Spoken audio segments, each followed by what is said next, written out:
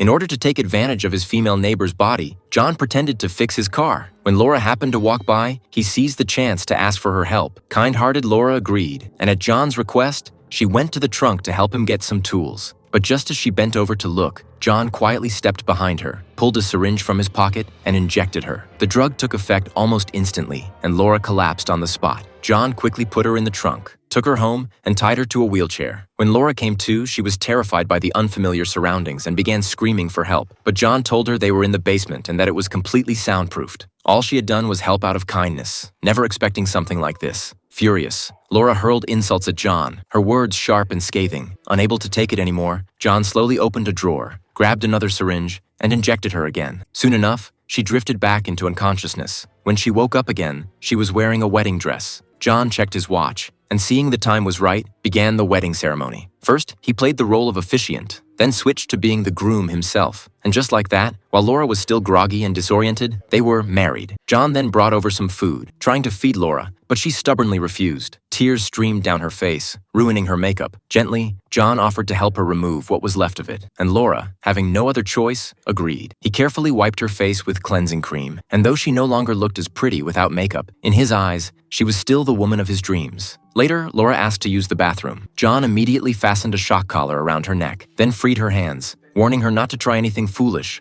all the while keeping the remote in his hand and his eyes on her every move. But Laura ignored his warning and made a run for it, only to be knocked out by the electric shock. John wasn't particularly upset by this. After all, in his mind it was, marry first, fall in love later, feelings would take time to grow. So once again, he thoughtfully prepared a loving dinner and tried to feed Laura bite by bite. But she still wouldn't accept it, and instead spat the food right back in his face. At that, John finally lost his patience. He picked up a spray bottle nearby, gave the table a light spritz, and foam started bubbling out. Forcing Laura's mouth open, John examined her teeth carefully, then sprayed a few bursts right into her mouth.